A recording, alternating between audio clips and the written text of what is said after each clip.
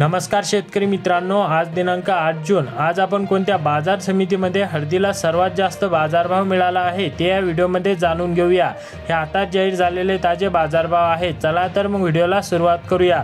सर्वात पहिली बाजार समिती आहे हिंगोली। आवक 1850 क्विंटलची, किमान दर 13300, कमाल दर 15900 आणि सर्वसाधारण दर आहे 14600।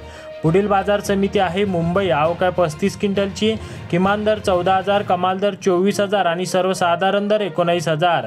पुढील बाजार समिती आहे सेनगाव। आवक 300 क्विंटलची, किमान दर 12500, कमाल दर 16250 आणि सर्वसाधारण दर आहे 14500। पुढील बाजार समिती जिंतूर। आवक 30 क्विंटलची, किमान दर 13550, कमाल दर 14750 आणि सर्वसाधारण दर आहे 14500।